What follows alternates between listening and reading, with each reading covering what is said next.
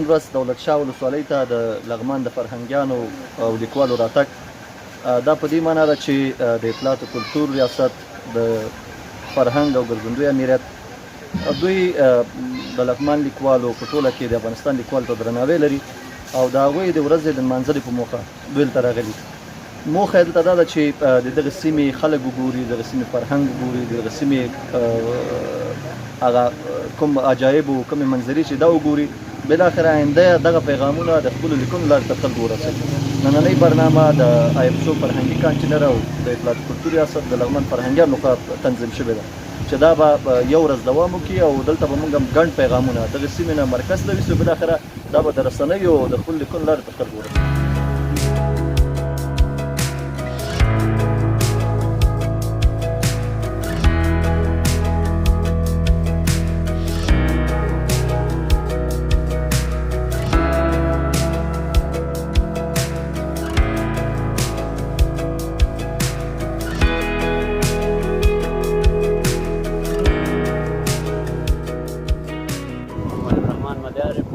اول خو سر کې د هیپو ټي وي ټولو کتونکو ته سلامونه نیکې هیلې وړاندې کوم.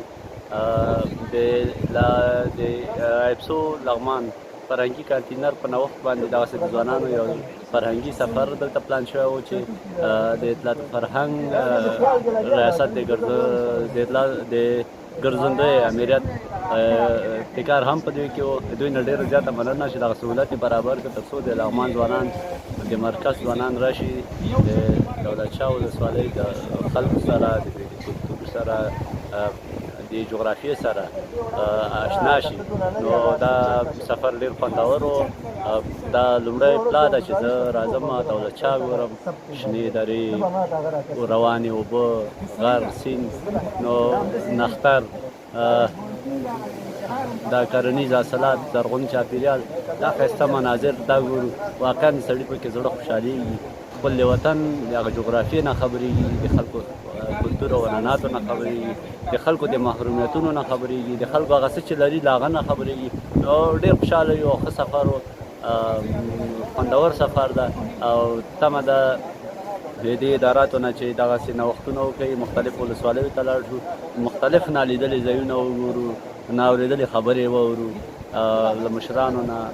له ځوانانو نه د دوی غوښتنې او وړاندیزونه ګورو اورو. موږ یې څه لرو په خپل ځان سره چې د دوی سره شریک کړو، دوی څه لري خوښي چې هغه زموږ سره شریک کړي. نو دا ډېر ښه خوندور سفر ده او د دې سفر او د دې لړۍ د دوام په هیله ډېره زیاته مننه.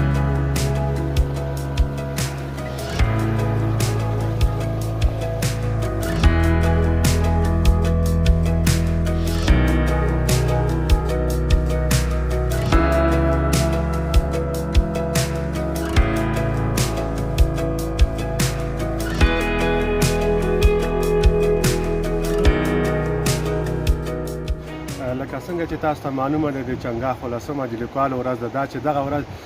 د اختر مخې سره د عرفې له ورځې سره د اختر رخصتیانې پکې راغلې،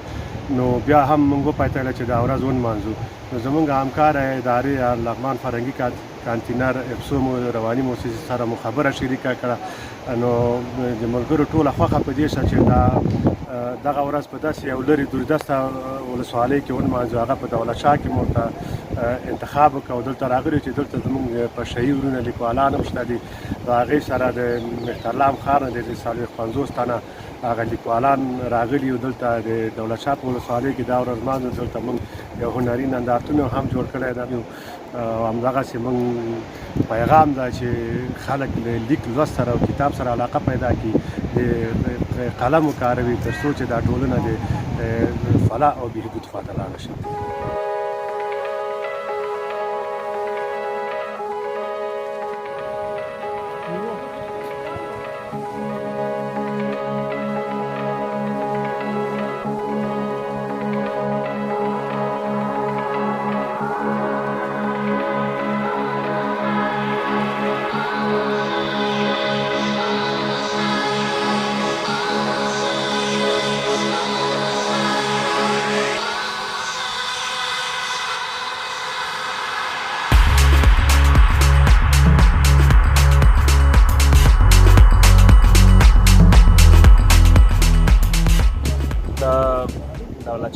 ولسوالۍ کې له دغه پروګرام نه زموږ هدف دا و چې راشو د دولت شاه له ولسونو سره کېنو د مخلص ملګرو په مرسته دوی سره د فکرونو او نظرونو تبادله وکړو چې وتوانېدو په دې چې راشو دلته او دغسې یوه برنامه ولرو. دغه برنامه چې د اطلاعات فرهنګ او ایمسو رواني او ټولنیز کانټینر په ګډه همکارۍ سره جوړه شوې وه. دلته موږ 3 هدفه درلوده. یو هدف مو دا و چې د هغه چا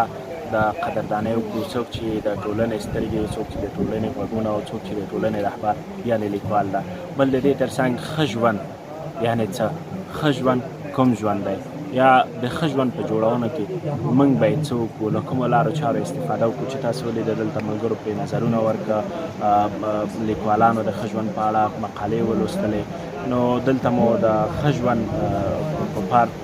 نندارتون هم جوړ کړی ده چې د برنامې وروسته ملګري راځي د دې نندارتون څخه لیدنه کوي. دا چې مخکې تر دې مو د لغمان په نورو ولسوالیو کې د لغمان او لوړ سیمو کې دغه برنامې ترسره کړي دي. خوشبختانه د امنیت په لحاظ اوس لرو پرتو سیمو ته ځو، په ټولنه کې یوه ستونزه په نښه کوو، په هغه ستونزو باندې د مخلصو ملګرو پر مټ د لغمان د ولسونو پر مټ په هغه ستونزه باندې بحث کوو، د خبرو د لارې د حل لاره ورته پیدا کوو. بله برخه مو چې په ټولنیزه رواني برخه ده، هغه رواني برخه د خپل مشاورینو او ډاکټرانو په مرسته ورته د حل لارې چارې پیدا کوو. هڅه دا کوو چې تر هغه ځایونو د هغه خپله ورسوو چې تر دې موږ مخکې نشو تللی.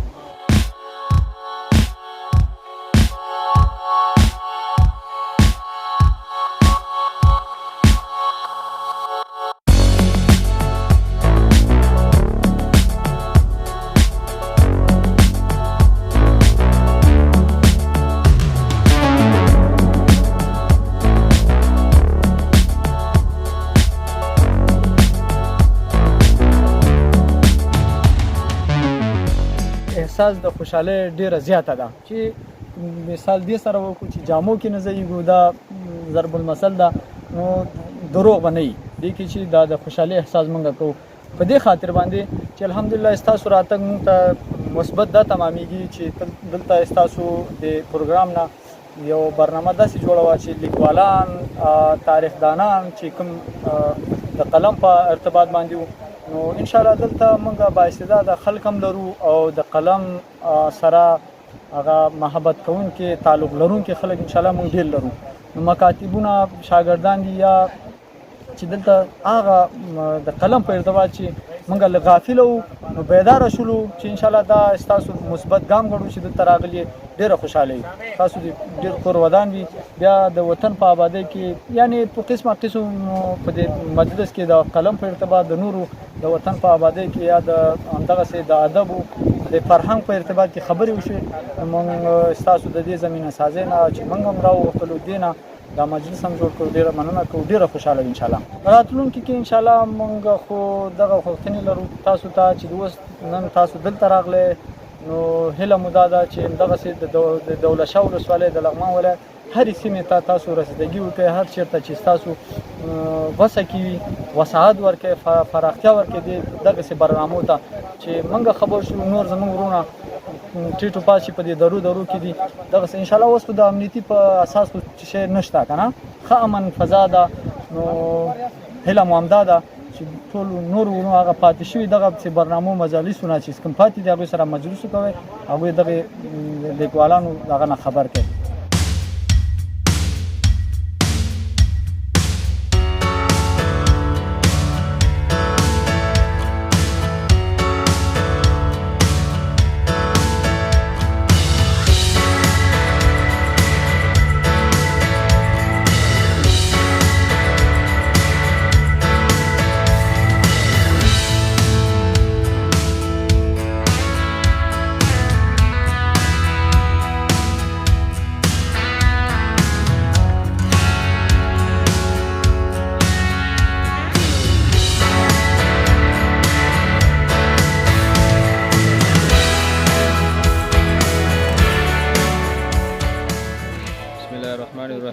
د نن ورځې د پروګرام چې د لغمان ولایت دولت شاه ولسوالۍ په دغه سیمه کې د کوم غونډه جوړه شوې وه د لیکوال او د ښه ژوند په اړه باندې موږ دلته د لیکوالان ملګري او کوم فرهنګیان ملګري او ادبي ملګري هغه هم راغونډ کړي وو د لیکوال او د ښه ژوند په اړه باندې دلته بحث وشو په دغه باندې خبرې وشوې نو دغه پروګرام د لپاره جوړ شوی و دولت شام په دې دپاره مو وټاکل یو خو دلته لږ هوا ښه وه چې مرکز کې لږ هوا موسم ګرم و بل د بعضې ملګري وو چې هغوی دې خواته نه و راغلي هم د هوې سره هم د خلکو سره هم د ځای سره دوی خلک آشنا شي دې دپاره موږ دا ځای وټاکل چې د خلک دلته راشي او یو چکر هم وشي او ورسره دغه پروګرام زموږ هم منظم شي پروګرامونه خو انشاءالله موږ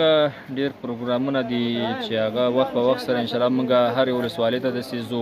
باسې مشاعرې پروګرامونه دي زموږ نور ادبي پروګرامونه دي نو هغه کوم ولسوالۍ ته ځو او بعضې دلته مرکز کې لمانځو انشاءالله را روان دا ترتیبونه به انشاءالله وي تر ډېر وخته پورې